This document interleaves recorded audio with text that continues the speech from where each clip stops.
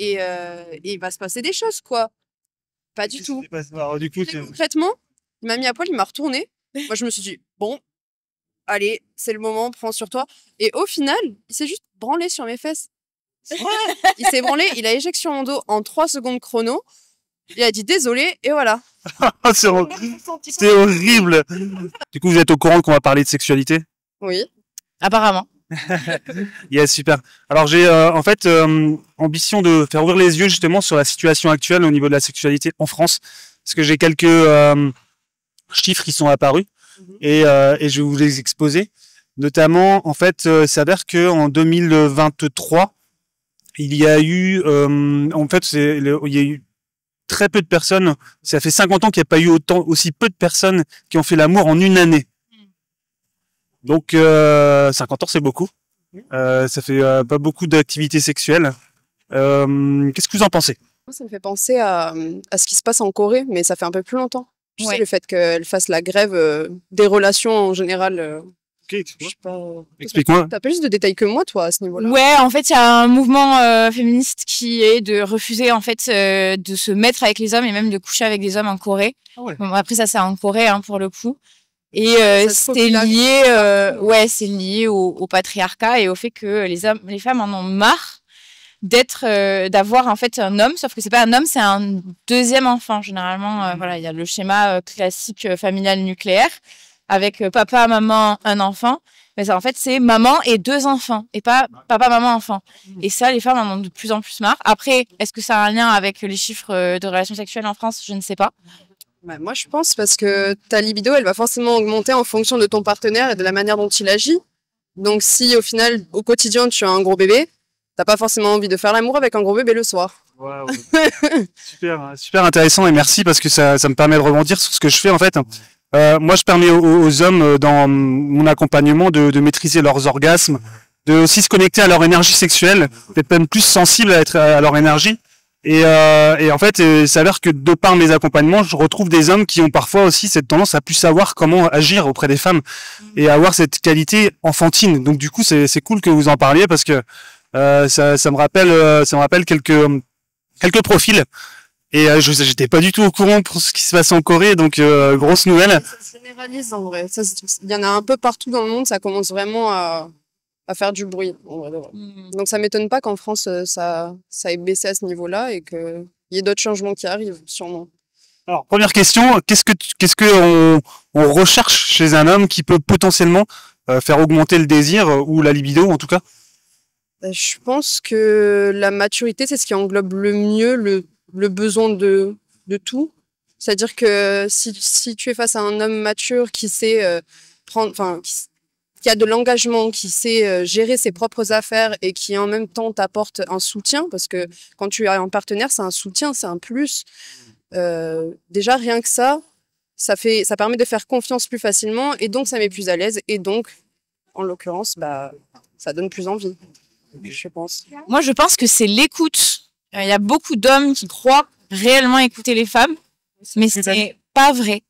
Comment? Qu'est-ce que tu as dit? J'ai dit, il y a beaucoup d'hommes qui croient. Ah, ok. Je suis très première degré là. Non, mais il fait trop froid pour des problèmes. Il y a beaucoup d'hommes qui pensent réellement écouter leur partenaire et les femmes de façon générale, mais en fait, ils sont complètement centrés sur leur petit nombril et ils se rendent pas compte que en fait, il n'y a pas du tout d'écoute, il n'y a pas du tout de communication. Ouais, et pour moi, c'est vraiment le point clé. Faites attention au plaisir de votre partenaire et soyez à l'écoute de votre partenaire. Yes. J'ai une petite anecdote si tu veux. Ah, une anecdote.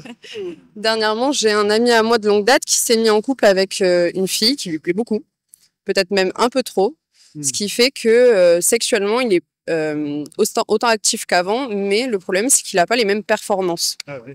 Voilà. Et donc, du coup, moi, je lui ai expliqué que c'était normal. Si les sentiments se mêlaient à tout ça, forcément, ça pouvait venir plus vite, quoi. Et que du coup, il fallait voir avec elle en fonction de ses attentes, de ce qu'elle voulait, de ce qu'elle aimait, comment il pouvait trouver un compromis, etc. Et là, je lui ai dit, écoute, moi, je peux rien te donner comme conseil à part le fait d'en parler avec elle. Et il était ultra fermé au dialogue. Enfin, en gros, il m'a dit, non, c'est mort, je vais pas en parler avec elle, ça va toucher à ma masculinité, en gros. Ça le gênait trop, je lui ai dit, mais mets ton ego de côté et parle-en, il n'y a pas de problème. Vaut mieux que tu en parles et que tu règles le souci, comme ça vous êtes épanouis tous les deux à ce niveau-là, que le garder pour toi et essayer de gérer, mais tu gères pas, quoi. Ouais. Sachant que ce qui gêne le plus la performance, c'est pas forcément la femme, c'est surtout l'homme en soi. En général, l'homme a tendance à mettre plus de pression. En fait, il y a une étude qui a été faite comme quoi quand on demandait aux femmes qu'est-ce qui gênait le plus durant l'acte sexuel que l'homme finisse trop tôt, en fait, c'est pas tellement qu'il finit trop tôt, c'est que l'homme est gêné de ça. C'est de le voir déçu. Tu vois, c'est ça qui gêne le plus la femme. C'est très souvent des questions gênantes auxquelles tu sais pas trop répondre sur le moment T parce que tu viens de sortir d'un moment un peu passionnel. Et puis, ça va, t'as aimé quand même. Et toi, t'es là, t'as généralement pas fini. Oui, t'as pas fini. Donc, du coup, t'es un peu frustré, mais t'as pas envie de le mettre mal et de lui l'enfoncer. Donc, t'es en mode, bah, oui, c'était bien. Et ça rajoute encore plus une gêne. Parce qu'en soi, c'était bien, mais je veux dire. C'était bien, mais j'ai pas pu terminer. Voilà, c'est ça. Mais quand on entend j'ai pas pu terminer, c'est pas vous auriez dû être plus long, c'est une fois que vous avez fini, occupez-vous de nous. Oui, c'est ça. Voilà, c'est plus il y a aussi le sens où une relation sexuelle, enfin une relation de communion, que ce soit de couple ou de partenaire sexuel, bah c'est aussi un truc qui se construit. Tu vois, genre on s'éduque l'un l'autre, on éduque notre corps, on éduque notre façon de cultiver la passion ensemble et du coup aussi nos orgasmes. C'est intéressant de voir que, en fait, par exemple, ce que j'apprends aux hommes qui sont que j'accompagne, c'est être multi-orgasmique. Je sais pas si vous avez déjà entendu parler de ça. Ok. Ouais, moi j'ai déjà entendu parler de ça. J'ai pas entendu parler moi. Un homme multi-orgasme. Les hommes peuvent avoir des orgasmes de manière différente, hein. C'est comme les femmes. Hein. Ok. Ah ouais, bah comme le sont plus la prostate, genre. Ouais. Pardon, je suis cache pistache, mais. T'as raison. On veut de les cache pistache. C'est vrai. Ouais, c'est vrai. Et moi, j'ai été dans un temple taoïste où on m'a appris à être multi-orgasmique, c'est-à-dire que tu peux avoir plusieurs orgasmes à la suite en tant qu'homme, mais des orgasmes non éjaculatoires. Oui, ça, ouais. Oui. Et du coup, c'est des orgasmes qui se rapprochent de l'orgasme féminin. Pour en avoir parlé à plusieurs femmes, c'est qui passent par le corps, qui traversent le corps en fait, et qui sont très puissants. Bon, les plus puissants en fait, clairement. Ça stoppe pas forcément l'acte, quoi. Exactement, ouais, carrément. Donc, je suis content que tu le connaisses, tiens. Ouais. D'où tu sors cette connaissance? Moi, j'ai été dans des relations très longues, donc j'ai appris à connaître mes partenaires, déjà. Et comme j'en ai eu 3 différentes sur 10 ans, j'ai pu voir la différence entre chaque garçon et voir que aussi les connaissances n'étaient pas les mêmes, quoi. Donc forcément, j'ai déduit ça de moi-même, mais j'ai compris, quoi. Et du coup, on a eu des partenaires qui ont eu cette capacité ou cette compétence? Oui, j'en ai un seul. Les autres, non. Après le premier, je vais pas te dire, hein, j'étais plus jeune, donc forcément niveau expérience, c'était pas trop ça. Mais ouais, j'en ai eu un seul qui a été capable de ça et qui l'a découvert avec moi. Ok. Voilà. Super. Du coup, t'as quel âge?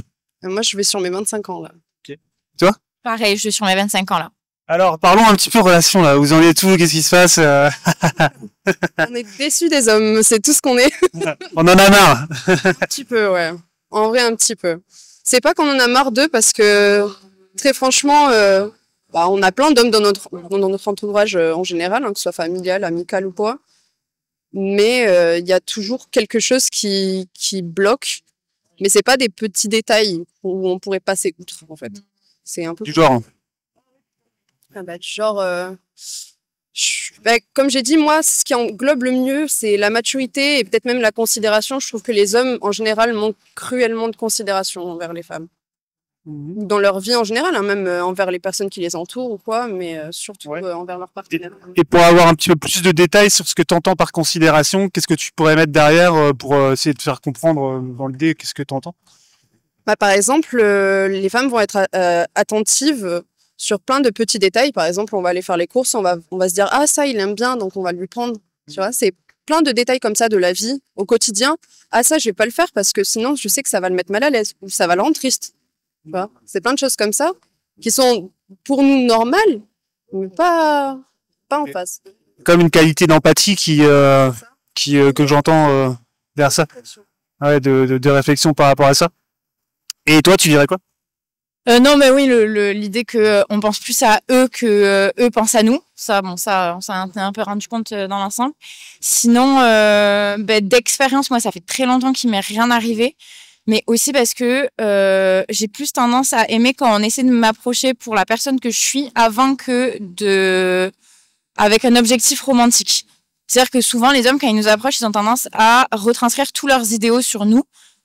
Encore récemment, là, il y a un garçon, je sais que je lui plaisais bien, etc. Mais au lieu de venir me voir, d'essayer de me parler, de discuter avec moi, de voir si on avait des atomes crochus, de suite, il m'a idéalisé dans sa tête. Et du coup, ça fait que moi, je suis pas du tout intéressée, quoi. J'ai pas ce truc de curiosité, voilà, je suis très dans le est-ce que ça marche ou est-ce que ça casse. Idéalisé, c'est-à-dire qu'est-ce qui t'a fait dire qu'il t'a idéalisé?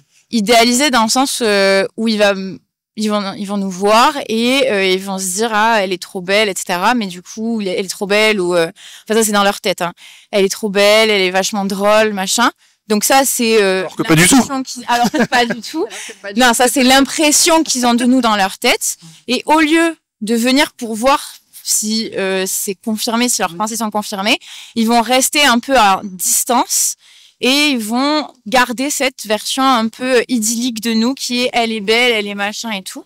Mais en réalité, il n'y a pas d'action, il n'y a pas d'acte, il n'y a pas de dialogue, il n'y a pas de profondeur, il n'y a pas de réelle discussion, de conversation. Parce qu'ils sont restés bloqués sur leur première idée qu'ils ont de nous. Ouais, c'est intéressant ce que tu dis parce que j'ai remarqué que il y a aussi pas mal de relations qui sont et en fait on reste accroché à l'idée qu'on se fait de l'autre dans la tête. Ouais. Mais on va pas prendre le risque de se confronter à la réalité, tu vois. Et ouais, donc là, dans cette approche, il y avait un autre truc. Ah oui, j'en ai un autre. Parce qu'il y a un autre chiffre qui m'a qui m'a complètement foudroyé quand je l'ai vu. C'est qu'il y a une personne sur deux qui, quand il est en couple, préfère, ou du moins a déjà évité une relation sexuelle pour aller sur Netflix ou les applications. Et en fait, ça, c'est un sujet sur lequel que j'aimerais bien développer. C'est-à-dire que, ok, il y a de moins en moins de relations, ok, il y a de moins en moins d'activités, et je pense des femmes comme des hommes, hein, peu de femmes vont vers les hommes et peu d'hommes vont vers les femmes aussi, tu vois, même si sociétalement c'est plus inscrit dans les mœurs, tu vois, de se dire que c'est à l'homme de faire le premier pas. J'en vois pas beaucoup qui le font, les femmes encore moins, j'avoue, hein. Et donc ça c'est ok, enfin, c'est pas ok selon moi, mais je veux dire l'idée qu'en fait on ait plus tendance à aller vers les applications, vers Netflix, plutôt que d'aller tisser des relations humaines. Vous en pensez quoi? Moi personnellement j'ai pas vécu ça, donc je sais pas trop. Franchement je sais pas trop, c'est quelque chose qui m'agace plus qu'autre chose de passer du temps sur un téléphone ou sur un T'as des réseaux sociaux? Ah oui, je les ai, je passe beaucoup de temps dessus, mais quand je suis avec mon partenaire, surtout le soir, soit c'est d'un accord commun parce qu'on a envie de suivre, je sais pas, notre série ou quoi, soit on est ensemble et puis c'est tout, quoi. Il y a pas chacun fait son activité, à part pour les jeux vidéo, mais bon, après ça concerne les geeks. Et tu penses qu'on en ira où dans quelques années avec ce genre d'automatisme qui se crée? Parce que j'ai l'impression que c'est de plus en plus le cas, factuellement, hein. Et je pense on s'éloigne de la réalité et de ce qui est réellement l'humain, de ce qui est réellement le ressenti, le sentiment, l'empathie, tout ça. Parce qu'il y a de plus en plus, par exemple, il y a de plus en plus de jeux où justement c'est fait pour le fan service, que ce soit homme ou femme. Et du coup, on a tendance à idéaliser les personnes. On se dit si la personne n'est pas comme telle, c'est mort. Et donc du coup, il y a de plus en plus de couples qui se brisent ou de relations qui ne commencent jamais. Je pense que les réseaux sociaux et tout ça, ça idéalise trop et ça permet trop à trop de gens de se renfermer là-dedans. Par exemple, les K-dramas, c'est juste ça. Les K-dramas, les dramas coréens. Ah. Et il y a beaucoup de femmes qui regardent ça et qui du coup idéalisent totalement et le pays et l'amour, parce que c'est des hommes, ils ont tout pour plaire, hein, ils sont parfaits dans le meilleur des mondes, mais ça n'existe pas. Ouais. On est humain. C'est vrai. Et du coup, il y a aussi cette idée d'hypergamie en fait qui s'installe dans le sens où on veut toujours plus dans l'idée, mais comme on a des références dans les films où en plus on met la barre super haut, quand on retombe sur Terre. C'est comme le mec que tu me disais là, hein, tu vois, genre il t'idéalise, ouais. Mais en fait il t'idéalise tellement que il n'ose pas venir se confronter à la réalité, parce que sinon il retomberait de bas, enfin de haut, plutôt. C'est ça. Après ça, je pense que ça vient aussi de la déception des femmes envers les hommes. Là, pour le coup, tout ce qui est la romantisation, le fait de rajouter beaucoup de critères. Moi, j'ai grandi avec les romances japonaises manga. Pour les K-dramas, c'est un peu comme des telenovelas espagnoles, mais à la coréenne. Donc, en fait, dans ce truc des feux de l'amour, quoi, où on se dit, on veut absolument juste quelque chose d'aussi passionnel, mais c'est parce qu'en fait, les hommes avec lesquels on est, comme on reprend l'histoire d'être attentif, nous, on a tendance à être plus attentif, à donner plus attention, c'est-à-dire que même quand on n'est pas avec la personne, on va penser à elle, on va faire des choses pour elle, même quand elle n'est pas là. Et les hommes, ils n'ont pas trop tendance à faire ça. Du coup, il y a un énorme écart entre nous, notre idéalisation, et la réalité qui est que, en fait, les hommes, de façon générale, alors il y en a qui sont très bien, il y en a qui sont très gentils, je dis pas, hein, mais il y en a la plupart. Ça n'existe pas les gens gentils, crois-moi. On est tous méchants et gentils en même temps. La plupart, non, mais qui sont très gentils, qui sont bienveillants, qui ont été élevés dans cette idée-là de faire plaisir à l'autre.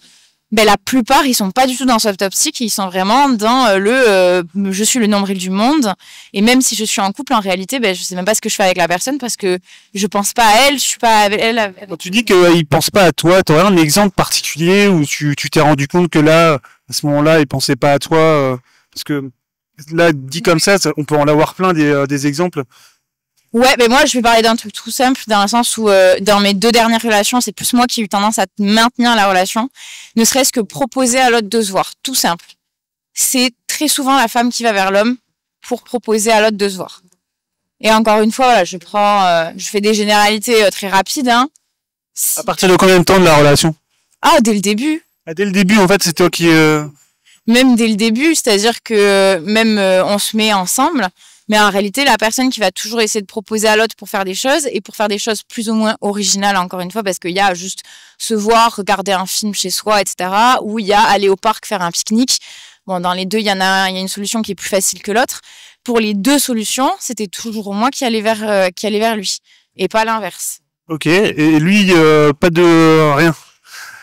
Déjà, ça appuie un peu, hein, tu vois, genre quand t'es dans une relation où le mec il est là et il attend toujours, il y a un truc qui... Pas rien, j'exagère le trait pour que vous compreniez. Pas rien, mais dans le sens où on est sur un bon 70-30, quoi. Ouais. Ok. C'est que nous, on va dégager du temps, on va dégager de l'énergie, on va essayer de trouver, de puiser pour pouvoir leur accorder ce temps-là et cette énergie-là. Et eux, non. C'est que quand ils le peuvent, quand ils en ont envie. C'est ça. Voilà. En fait, on a tout le temps envie de les voir, alors qu'eux, ils ont pas souvent envie de nous. Oui, après, on est consciente que les femmes et les hommes vivent pas pareil, ils ressentent pas les choses pareilles, mais un petit effort de leur part, ce serait tout aussi bien pour eux, en fait. Parce que je pense très sincèrement, moi, enfin, peut-être que je suis cliché, je suis totalement dans le faux, mais je pense très sincèrement qu'un homme peut vraiment s'épanouir dans sa vie si la femme avec qui il est épanouie grâce à lui. Parce qu'une femme, c'est vraiment un support et un soutien émotionnel très puissant, ce que manquent beaucoup d'hommes. Parce que dans les critères de société, les hommes n'ont pas le droit d'être émotifs. Et c'est très dommage. Donc, quitte à pouvoir l'être, autant l'être avec son partenaire. Et ouais. J'entends ce que tu me dis. Après, il y a une notion de responsabilité qui, moi, me titille un petit peu dans le sens où, en fait, on n'est pas responsable du bonheur de l'autre d'une certaine manière. Tu vois, on a chacun ce qui est en notre pouvoir pour nous donner notre propre bonheur. Et on a une sphère à 100% notre pouvoir. Par exemple, moi, j'ai envie de revoir ma partenaire. Ce qui est 100% mon pouvoir, c'est de lui envoyer un message. Oui. Ce qui n'est pas en mon pouvoir, c'est qu'elle me réponde positivement. Tu comprends? Par contre, il y a un cercle d'influence entre les deux. Si en amont, j'ai fait preuve de doigté, j'allais dire. Oui. On est dans le thème. Hein. Si j'ai fait preuve de doigté, il y a une forte chance que mon influence a été telle qu'elle va me répondre positivement pour qu'on se revoie. Oui. Donc ça, c'est une influence, mais ça ne veut pas dire que elle va dire forcément qu'on va se revoir, même si j'ai été bon, tu vois. Et sans parler de performance sexuelle, c'est juste une manière d'imager. Je dirais là, dans cet exemple, quand on a une attente de avoir plus d'une personne dans sa vie, on peut pas forcément toujours lui en vouloir à elle de pas nous donner ce qu'on nous attend, parce que en fait, d'une certaine manière, elle aussi, elle est responsable de ses attentes à elle. Tu vois, de se dire bon potentiellement. Il y a des degrés, mais par exemple, moi, la question que je peux te poser à ce moment-là, c'est si tu envoies un message à ta copine parce que tu penses à elle et que tu veux lui montrer que tu penses à elle, pourquoi elle le prendrait mal? Bon, elle ne devrait pas le prendre mal. Bah oui. Et je trouve. En fait non. L'influence, elle peut être que bonne si l'intention est bonne. Ouais, totalement. Il n'y a pas de notion de bon ou mauvais, juste C'est ce que j'ai essayé de transmettre, c'est que dans une relation, on a tous notre part de responsabilité pour répondre à nos attentes, et que rejeter sur l'autre le fait qu'on n'a pas ce qu'on veut, c'est quelque part un peu difficile parce que c'est de là que naît le conflit, quoi, tu vois. Ça me fait penser il y a beaucoup de femmes. Je vais boire un coup parce que. Il y a pas de souci. Ouais, il va être tout froid, mon truc. Il y a beaucoup. Tiens, tu peux me tenir. Ok. C'est le micro. Allez. Il s'appelle Joe. Il y a beaucoup de femmes qui vivent des relations très puissantes, très passionnelles et très toxiques vers la fin, et qui se retrouvent souvent à dire j'ai construit un homme pour une autre femme. Et je pense que c'est un peu en rapport avec ce que tu dis, parce que je trouve qu'il y a beaucoup plus de femmes qui se lancent dans des relations en sachant pertinemment qu'elles sont maîtres de leur propre humeur, propre vie, propre corps, propre sentiments, et que du coup elles sont un peu plus stables émotionnellement ou même dans la vie de tous les jours, ce qui n'est pas le cas des hommes. Et je pense que ça aussi c'est un gros frein. Il y a beaucoup d'hommes qui n'arrivent pas à s'épanouir dans une relation parce qu'ils ressentent pas leur place d'hommes, de personnes qui ont l'impression d'être un poids plus qu'autre chose, parce qu'ils n'ont pas réussi encore à rétablir les problèmes qu'ils ont pu avoir. Ouais, c'est vrai qu'après, encore une fois, on dit beaucoup de généralités, c'est normal, l'être humain est fait comme ça, hein, parce que on est obligé notre cerveau est câblé pour prendre des raccourcis. Tu vois, oui. Quand on dit que on n'a pas beaucoup de temps aussi, donc. Que les hommes et les femmes, en fait, il y en a qui sont plus stables émotionnellement. Il y a des femmes plus stables émotionnellement que des hommes. Il y a des hommes. Désolée, je te coupe, mais je tiens ça là. Je sais pas si je suis pas loin de ta bouche. Ah oui, merde. Le mec qui se fait un monologue comme ça, on va pas l'entendre, tu vois. Je pose des questions. Bonjour. Juste on s'avance. Mais je crois que c'est assez puissant quand même ce truc hein, à la base. Hein. Ok. Bon. Ah, t'es puissant. Je sais plus quoi. Ouais, donc des généralités. Faudrait prendre des profils particuliers et chacun voir véritablement s'ils sont stables émotionnellement. Après, je vous en veux pas hein, de dire que les hommes sont moins stables émotionnellement que les femmes ou quoi que ce soit. Mais en soi, il faut qu'on s'avoue que c'est forcément faux ce qu'on dit. Parce que alors oui et non, il y a quand même des études qui prouvent que les femmes, mais ça c'est le patriarcat, que les femmes sont élevées avec les notions de bienveillance. C'est-à-dire que nous, on nous apprend de politesse, c'est-à-dire qu'on nous apprend à nous occuper des autres. Vous prenez votre repas de famille à Noël classique. Dès le plus jeune âge, les filles, on leur demande d'aller voir les invités, de discuter avec les gens, d'aider à débarrasser la table. Alors que les petits garçons, généralement, c'est tu peux aller dans ta chambre, tu peux aller jouer, tu fais ce que tu veux, etc. Nous, c'est vrai qu'on a tendance à nous élever dans le rapport à l'autre en tant que femme. Ça, c'est une réalité. Ce serait pas ça qui vous rend plus émotif, justement? Parce que, en fait, comme vous êtes... vous avez tendance à toujours, on vous a conditionné, on va dire, à répondre aux attentes des autres. Bah forcément, quand dans notre vie, on nous donne quelque part, entre guillemets, l'obligation de répondre aux attentes des autres, on va forcément vivre de la frustration. Parce que les autres ne sont pas câblés pour répondre à nos attentes. Et on n'est pas câblé pour répondre aux attentes des autres tout le temps. C'est ça qui crée des émotions. C'est le fondement même de la souffrance, c'est d'avoir des attentes qui sont irréalistes. Mais non, je te dis, bon, bah, voilà, je veux que tu restes 3 heures avec moi dans le froid, quoi, tu vois. Imaginons. C'est mon attente. Et que je me dis, bah, si tu le fais pas, je serai malheureux. Ouais. Et ben, c'est une attente irréaliste que j'ai sur toi. Parce que, bah, t'es pas né pour faire ce que je veux, quoi. Tu vois, dans l'idée.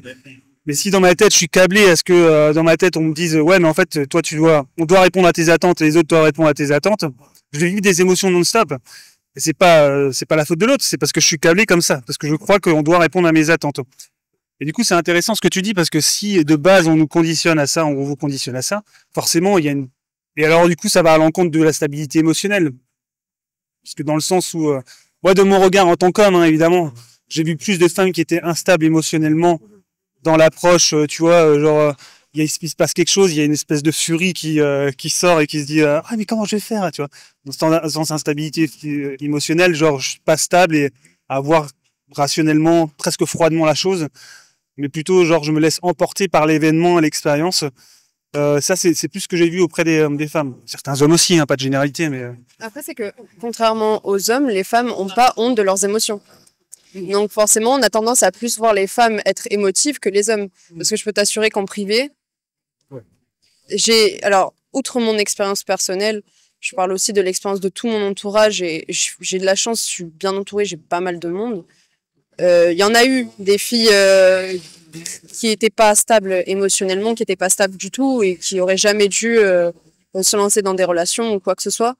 Mais par contre, des hommes pas stables émotionnellement et qui ont du coup laissé tout leur poids de leurs émotions sur leur partenaire. J'en ai beaucoup vu, je l'ai moi-même subi et ça peut partir loin parce que une femme émotionnelle, elle va crier, elle va pleurer, elle va en vouloir à l'autre, elle peut dire des mots plus haut que l'autre. Après bon, ça dépend de chaque individu, hein. Je dis pas, il y a des personnes qui peuvent être violentes aussi physiquement, mais les hommes c'est un cas totalement à part et extrême quand eux ils montrent leur vulnérabilité et leurs émotions. Et le truc c'est qu'on a tendance à plus voir les femmes en tant que personnes pas stables émotionnellement parce que elles le montrent plutôt que les hommes. C'est vrai, je te rejoins là-dessus parce que j'ai été élevé avec des demi-sœurs, une sœur et enfin beaucoup de femmes, tu vois, dans l'idée.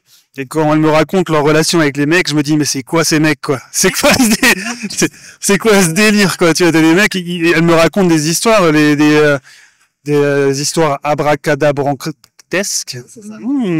Pas mal. Les chaussettes de l'archiduchesse sont-elles sèches, archi-sèches? De mecs qui, en une fraction de seconde, le connaissent ni d'Adam ni d'Ève, sont déjà fous amoureux d'elle, ou qui viennent toquer chez elle, ou qui disent déjà, voilà, ça c'est une idéalisation de dingue, ou qui, pour une histoire de mais t'es pas encore chez toi et tout, mais t'es avec qui, ou tu vois, genre, ils manquent de confiance en eux, donc forcément ils disent qu'elle est allée voir ailleurs. Et moi, des fois, quand je vois ça, je me dis, en fait, t'as raison dans ce sens-là, je te rejoins, qu'il y a des mecs qui sont vraiment très instables financièrement. Ils n'arrivent pas forcément à supporter le fait que la personne en face ait la possibilité et la capacité de s'exprimer tout en s'ouvrant sur ses sentiments et ses émotions. Donc, par exemple, il peut y avoir dans un couple, et je pense que beaucoup de couples vont se sentir concernés, peut-être même en secret, mais la plupart du temps, si une fille fait un reproche, ça va être pour mentionner ça me fait mal, j'aimerais qu'on remédie à ce problème, qu'on trouve une solution, j'aimerais que tu m'expliques ta manière de penser dans ce moment-là pour que je puisse me rassurer sur tes intentions et en même temps que ça puisse ne plus jamais arriver. Sauf que pour les hommes, la plupart du temps, ça c'est de la confrontation et donc c'est là qu'il y a un hic et que les engueulades commencent très fort et ça peut monter vraiment d'un coup. Le problème, c'est que quand je dis que les hommes, ils explosent, c'est que ça peut être, bon, déjà, encore une fois, on parle de la violence verbale, physique ou quoi, mais ça peut aller plus loin, ça peut aller sur du chantage émotionnel. Moi, j'ai vécu ça pendant 4 ans et demi, du chantage émotionnel, du chantage au suicide. Ouais. Et des choses comme ça, il y en a vraiment, vraiment beaucoup plus souvent que ce qu'on... Ça arrive beaucoup plus vite qu'on se Voilà. croit. Et beaucoup plus souvent, c'est juste qu'on terrible. n'entend pas parler. Parce que les femmes, elles en ont honte, déjà, parce que c'est un peu honteux de se dire ah ouais mais je suis restée avec ce garçon alors que littéralement il me manipulait et en plus de ça il agissait comme tel et c'est un peu de la folie quoi genre. Et... j'ai aussi eu des histoires d'hommes à qui ça arrivait pour des femmes tu vois donc au-delà de l'homme et de la femme c'est vraiment qu'il y a une forme de détresse chez ces personnes et qui pousse à garder ce qui leur permet encore de se sentir à l'aise dans leur vie quoi. C'est un peu comme une drogue. Ouais. En fait, au final. Oui, c'est ça. Ça va, vous êtes encore. Ça va, c'est à peu près. Moi, j'ai juste peur de couler du nez. Je suis là en mode. Ça va? T'es bien encore? Mais toi On applaudit fort parce que franchement. La sexualité, combien c'est sur la relation, c'est vrai. À la base, on parlait de cul. Oui, c'est vrai. Ouais, viens, on parle de cul là. C'est quoi ce délire? Ok, qu'est-ce que je voulais dire? Ouais, carrément. En fait, t'as demandé aux mauvaises personnes parce que nous, on aime faire le cul quand il y a des sentiments un petit peu. Qu'il y a des nanas. Comme tout le monde. Attends, moi, je pense que c'est un. Groupe de 3 filles. La troisième, c'est pas ça. Elle s'en fout d'avoir des sentiments. Tu me la présentes? Moi, je peux pas des sentiments depuis 2 semaines. Ah bah alors, vous racontez n'importe quoi. Non, en vrai, moi, je n'y crois pas à cette histoire de sentiments, de non-sentiments. Je pense que les gens qui font l'amour et qui disent qu'ils n'ont pas de sentiments, c'est qu'ils se montent à eux-mêmes et qu'ils ont peur de leur propre vulnérabilité sur l'autre, quoi, tu vois. Non, je pense qu'il y a vraiment des gens, ils adorent avoir des coups d'un soir premier degré, genre, ils sont là en mode... Homme comme femme, hein. Hop là, on rentre à la maison. Oui, c'est cool, les coups d'un soir, mais je veux dire, quand tu vas un petit peu plus loin, quand tu t'aimes le sexe vraiment, tu sais que c'est pourri quand un coup d'un soir. En vrai, le but, c'est quand même d'aimer... partager un moment sur le long terme, tu vois, de se développer, de cultiver je saurais pas te dire. La présence de l'autre, en fait. C'est ça qui est le plus bandant, en fait, pour moi. Oui. Merde, j'ai dit bandant. Non, mais vraiment, il y a vraiment des hommes et des femmes qui aiment juste passer du temps, même 2-3 jours, avec quelqu'un avec qui il y a une symbiose mentale, psychologique, physique, mais sexuelle du coup. Mais ni plus ni moins, parce qu'ils n'ont pas envie de se lancer dans des relations, point. Ouais. Et il n'y a pas de sentiments, il n'y a rien du tout. Et franchement, nous, en tant que femmes, on sait qu'il y en a plein des femmes comme ça. Ouais. C'est pas un problème. Ouais, il n'y a pas de jugement. Comme ça. Juste que forcément, c'est un peu moins Genre ça vous est jamais arrivé? Alors moi, non. Comme je t'ai dit, j'ai enchaîné les relations longues. Oui, mais maintenant, si t'en avais l'occasion. Je suis mal à l'aise. Je suis trop mal à l'aise. C'est pour ça qu'on t'a dit que tu t'adresses aux mauvaises personnes à ce niveau-là. Ouais. Parce que nous, c'est sentiment ou rien. En fait, on a besoin de ce... Un petit peu, mais... Alors moi, non. Ah, enfin. Mais non, mais un petit peu arrivé, mais on n'est pas allé très loin. Donc, et même, je pense que je serais pas allée trop loin non plus, en fait. Ça veut dire quoi, pas trop loin? En mode prélit vite fait, mais je pense qu'on serait pas allé au bout de l'acte. Je venais de le rencontrer le soir même, mais je pense qu'on serait pas allé au bout parce que justement, je venais de le rencontrer. Mais après, je suis quand même rentrée chez lui, quoi. Pour moi, c'était waouh. La seule Je m'y fois, attendais pas. la seule fois où je me suis dit que j'allais tenter, la seule fois où je me suis dit que j'allais tenter ce mindset-là, c'était après avoir terminé ma très longue relation de 4 ans et demi. Et je partais à Cannes en vacances avec plein d'amis, tout ça. Et je m'étais dit, bon, je vais profiter. Mais moi, je profitais en fonction de ce que les personnes représentaient en face de moi. Donc, vu que c'était des personnes de ce genre-là, je me disais, bon, peut-être que moi aussi, je vais y trouver du plaisir ou je vais m'amuser, quoi. Alors, c'est ce que je t'ai raconté. Ouais. Alors, c'était déjà, j'ai commencé un peu à me chauffer avec un gars et ça m'a fait peur, premier degré. Ah oui. Vraiment, ça m'a fait peur. Donc, du coup, Qu'est-ce qui t'a fait peur? la taille. Ah. Et du coup, j'ai fait mine de jouer en mode, à plus tard. Et je suis partie en mode, non! À ce point-là, mais ça veut dire la taille, vas-y, dis-moi plus, quoi. Ah ouais, oui, mais je pense que t'as compris, en vrai. Genre, vraiment. J'ai vu, j'ai senti, j'avais pas envie d'aller plus loin, quoi. Ok, voilà. Et finalement, à un moment donné, je me suis débloquée. Je me suis dit, bon, allez, lance-toi. T'es toujours dans des relations longues et tout, machin. Là, il est là, à nouveau, en train de te chercher. Et ça a été, je pense, la pire expérience de ma vie sexuellement. Vraiment, c'est juste ça. Et c'était très humiliant, en plus. Ah ouais. C'était très humiliant parce que moi, j'avais pas l'habitude de ça et j'avais pas, du coup, peut-être pas les mêmes attentes. Parce que moi, je me disais, ok, ça va être ça va être un minimum passionnel. Enfin, passionnel, je m'entends, mais voilà. Et il va se passer des choses, quoi. Pas du tout. Alors, du coup, Concrètement, il m'a mis à poil, il m'a retourné. Moi, je me suis dit, bon, allez, c'est le moment, prends sur toi. Et au final, il s'est juste branlé sur mes fesses. Il s'est branlé, il a éjection en dos en 3 secondes chrono. Il a dit désolé, et voilà. c'est horrible. C'est horrible. Comme ça, je me suis sentie. Ah, mais il avait aucun respect, quoi. C'était horrible. C'était Oh mon Dieu. Ça faisait une semaine qu'il me courait après, enfin voilà. Putain, la vache. Ah ouais, non, des fois. Et que je vivais avec du coup, parce que j'étais dans la villa avec lui. Donc, Putain, ouais, alors là, merci de fou, hein. Ça existe, c'est vraiment un gros con, quoi. Ouais, ça existe. Donc du coup, vraiment, ma seule expérience comme ça m'a coupé. Oui, bah alors j'imagine qu'avec ce genre d'expérience, t'as plus envie de refaire... Déjà que j'étais gênée, et puis après, je me suis rendu compte, avec le recul, que j'ai pas à me forcer pour ce genre de choses. Ouais, j'ai pas à me forcer. Je me suis sentie super mal après ça, alors qu'au final, il s'est rien de passé Enfin, c'est pas allé plus loin que ça. Mais je pense que je me serais sentie encore plus mal si il y avait eu plus, quoi, en finale. Après, tu sais, c'est pas parce que tu as vécu une expérience comme ça que les autres seront les mêmes. Hein. Oui, mais comme j'ai dit, ça m'intéresse. Peut-être que tu tomberas sur un... J'ai besoin d'avoir ce sentiment privilégié, j'ai besoin d'avoir ce contrôle-là où je sais que je plais vraiment la personne et que la personne veut me faire du bien et que moi, je veux lui faire du bien en retour. Voilà. Donc, c'est important. Complètement fou. Voilà. Et du coup, vous en êtes tous pour votre recherche ou vos rencontres là en ce moment? Vous utilisez quoi Moi, j'ai essayé Tinder, j'ai essayé Hinge.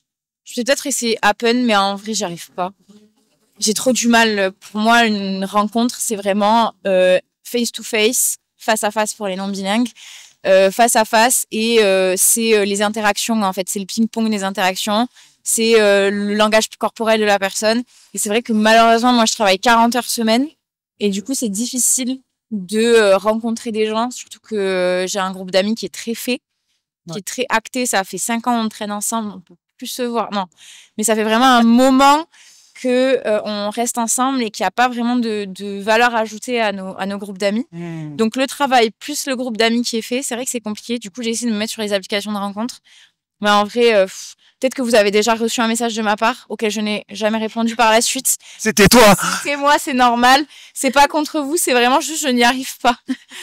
Je compatis, hein, c'est vraiment pas intuitif pour moi, c'est pas. Ouais. Et ça, c'est un gros problème d'ailleurs sur les cercles d'amis, parce qu'en fait, tout le monde se dit oui, je vais rencontrer par les cercles d'amis, mais bah, je veux dire, c'est très limité, quoi. Ouais, non mais franchement, limite j'en veux à mes potes, ils sont encore à la fac, je suis en mode mais faites-moi rencontrer des gens, je vous en supplie, par pitié. Donnez-moi vos tips et astuces. Mais ouais, non. Voilà, c'est Et je veux du coup, quelque chose de naturel, mais bon, ça prendra le temps que ça prendra. du coup, vous avez combien de temps pour le moment? Tu es sûr que tu veux savoir? Ça fait 5 ans. 5 ans de d'abstinence ou de. Ouais, j'ai pas envie, quoi. Pendant 3 ans, j'ai pas eu de libido du tout. Mais pour personne, pour rien, même pour l'acte sexuel, j'étais pas excitée par l'acte. Ouais. Mais tu sais que ça se comprend parce que moins t'en fais, bah moins t'as envie. Ouais. Mais alors, après ces 3 ans-là, j'ai de nouveau eu envie. Là, ça fait 2 ans que j'ai de nouveau envie. Maintenant, j'ai pas envie avec n'importe qui non plus. Ah, mais personne a envie. J'espère, personne n'a envie avec n'importe qui. C'est. Avec Loredana. Qu'est-ce qui a fait que ça a switché et tu t'es dit là, ouais, franchement là, j'ai. Je pense qu'il y a des blocages qui sont créés dans mon cerveau vis-à-vis de mes anciennes relations, vis-à-vis de mes anciens traumas aussi. Pas fun. Mais je pense qu'il y a des blocages qui ont dû se créer. Aussi peut-être parce que mes relations sexuelles avec mes ex, c'était vraiment pas top.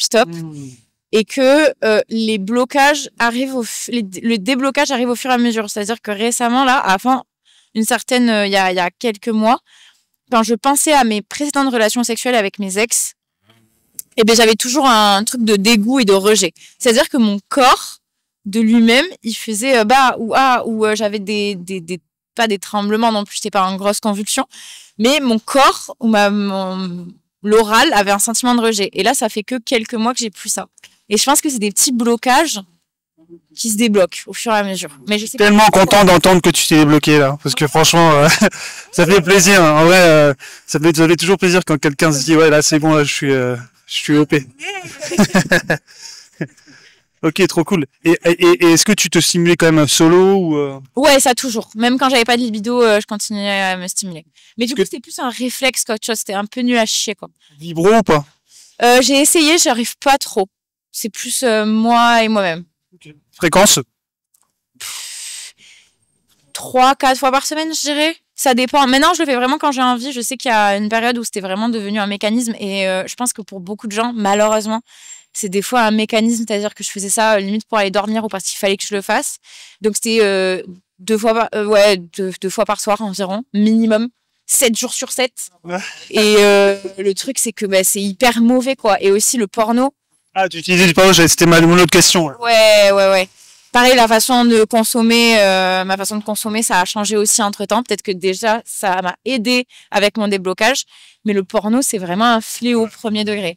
Le porno, les gens, ils se disent oui, machin et tout, c'est pas si grave. Non, vraiment, enfin, dans le sens où j'en consomme, c'est pas si grave. Mais réellement, la pornographie, il y a beaucoup d'actes non consentis dans la pornographie. Il y a beaucoup de choses qu'on pousse à faire, enfin, auxquelles on pousse les femmes à faire. Et puis même, genre, c'est pas du tout réaliste. Ouais, ça programme le cerveau. Moi, j'ai un de mes clients qui en fait a tellement regardé de porno qu'il était obligé d'avoir les mêmes repères. Ouais.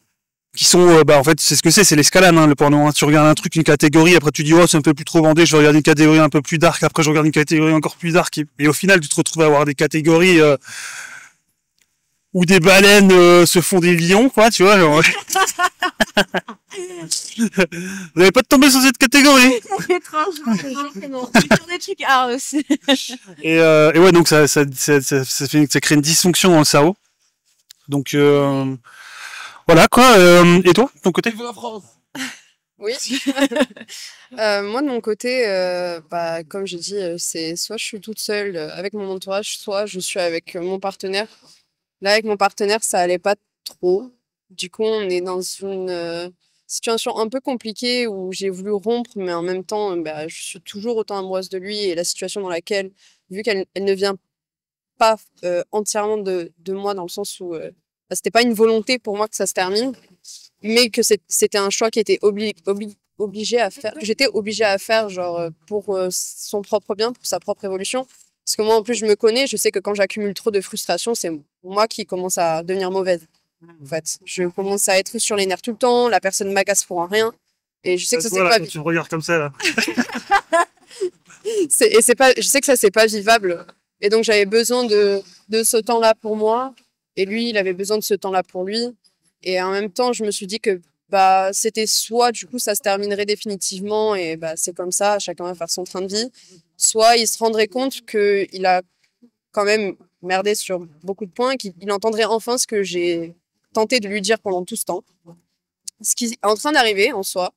Il y a une très grosse prise de maturité de sa part, une très grosse évolution personnelle dans sa vie, professionnelle, émotionnelle, relationnelle.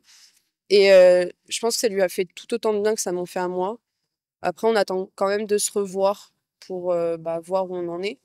Mais je sais que pour l'instant, il y a de l'amour. Hein. Il y a de l'amour, mais il y a aussi mon ego qui fait que j'ai pas envie de mettre un terme à cette rupture-là parce que je me dirais que ce serait trop facile et que comme j'ai pas eu encore de réels actes, je vais pas lui donner cette pierre-là à l'édifice parce que j'ai déjà mis assez de pierres genre, sur cet édifice-là. Ok. Et du coup, sexuellement, t'en es où, toi? Bah, sexuellement, moi, j'étais très épanouie avec cette personne. Et en soi, je le suis toujours un peu parce qu'on se chauffe un peu au téléphone de temps en temps. Mais ça te suffit, ça, le téléphone? Moi, ça me rendrait fou, je pense. C'est donc ça que ça rend fou. Ça va pas ou quoi? Non, en vrai, ouais, mais ça entretient un jeu, ça entretient justement ce truc-là où ça te rend fou parce que t'as envie que la personne soit là. Mais en même temps, bah, c'est un moment passé ensemble. Ouais. Après, ça excite beaucoup les femmes aussi, cette idée d'intouchable, d'être là et de pas être là en même temps et de se dire ah il va venir bientôt mais il est pas là et tout. Ouais, on adore vous faire perdre la tête encore une fois. Ouais, c'est ça. C'est ça. On adore vous faire voir que vous perdez la tête à cause de nous. Mais ouais, moi toute seule, ça m'est arrivé, hein, mais j'ai un vibro d'ailleurs. Mais avant que j'en ai un. Non, parce que j'arrive pas à me stimuler toute seule. Enfin, je trouve pas ça attrayant. J'ai beau me toucher, ça me fera rien. Mais si c'est la main de la personne que j'aime, là, ça va faire quelque chose, quoi. Et du coup, vibro avec ou sans? Quoi faire? Pendant le sexe avec la personne? Non, seul. Ah, seul? Vibro? Moi, est-ce que ça t'empêche de kiffer l'acte après avec ton partenaire ou pas? Ou est-ce que t'as... Alors, j'ai remarqué que si... Enfin, en tout cas, moi, personnellement, si j'enchaîne, je sais pas, 2-3 fois avec un vibro, après, c'est mort, je peux plus. Il faut quelques jours pour que ça redescende parce que je ressens plus rien. Ouais. C'est comme engourdi un peu. Ok. Ça sert à rien. Donc, vraiment, c'est... Parce que ça, c'est un sujet vraiment aussi que je développe dans le sens où bah, les robots, pas les robots, les petits robots, là, on fait plus l'amour à des robots maintenant qu'avec des êtres humains, alors que ce soit derrière des interfaces, des plateformes sexuelles, ou alors avec des vibros, en fait. Et en fait, on se rend compte que des fois, bah, en fait, ça devient une dépendance aussi. Et on est... Parce que maintenant, vous avez des trucs de dingue, des womanizers et toutes ces conneries là. Ah, moi, je sais que le vibro, c'est mon ex qui me l'avait acheté parce qu'il était juste pas capable de me faire jouir. Donc... Pas de faire de cuni, il n'arrivait pas de faire de cuni. Écoute-moi bien, il a frotté entre ma lèvre et ma cuisse, c'est bon. Non, il était incapable, vraiment incapable cet homme. Je vais vous faire une formation pour les cunis, les gars, ça va vous changer la vie. Enfin, ça va leur changer la vie. Ouais, ça va nous changer la vie, ouais. Mais du coup, il a quand même pris cette initiative-là. Il a vu que j'étais pas épanouie, donc du coup, il me l'a acheté. Et après, on a essayé des trucs et au final, c'était plaisant. Et moi, c'est comme ça que j'ai découvert que, oh, mais du coup, je suis une femme sensible au vibro, comparée à d'autres. Ouais, non, voilà. Ok. Je crois qu'on a fait un peu le tour. Merci, hein. Oui. Merci pour tout cet échange. Merci d'être aussi ouverte à la discussion dans la rue comme ça. Moi, je trouve ça excellent. Vraiment, quoi, tu vois, on est des révolutionnaires. On est des révolutionnaires parce qu'en fait, selon moi, on devrait tous discuter de ça comme on discuterait de tout et de rien, quoi, en fait, parce que encore trop de tabous. C'est beaucoup important. On régresse beaucoup sur le sujet, en plus. Donc, c'est hyper important. C'est bien ce que tu fais. Ouais, il faut en parler. Il faut en parler jeune aussi. Ouais. Dès le 12 ans, des stages-là, il faut parler de tout ce qui est consentement, initiation, enfin pas en mode bon alors on prend le petit Timothy, on va ensemble aux toilettes, non mais dans le sens voilà les options qui sont possibles et voilà ce que vous pouvez vraiment prévention et puis plus parler en effet du plaisir féminin, je vous en supplie. SVP. Ouais, et puis parler du plaisir masculin aussi parce que les gens ne savent pas. Ils savent pas quoi faire. Oui. Et on parle beaucoup de la sensualité des femmes, mais de la sensualité des hommes, beaucoup peu de personnes en parlent aussi. Qu'on a aussi un corps, voilà quoi, tu vois, on aime être touché, et de parler aussi de comment se masser, comment se toucher assez tôt, c'est prendre contact avec son plaisir. Parce que sinon on retombe encore dans le schéma où c'est l'autre qui doit me faire du bien, et moi j'ai pas besoin de me toucher ou de me découvrir, tu vois. Et je pense que si avant tout ça on arriverait déjà dans le lesbianisme, on appelle ça une pillow princess. C'est celle dans la relation qui va absolument rien faire. Ouais, tu dois faire tout pour elle. Beaucoup de femmes comme ça, hein. Mais ouais, en tout cas, c'était enrichissant. Tant mieux. Et en fait, merci encore. Et on se dit, si vous auriez un message à passer à nos auditeurs. Le sexe, c'est pas tabou. Faites les choses correctement, avec consentement, évidemment. N'hésitez pas à discuter avec votre partenaire.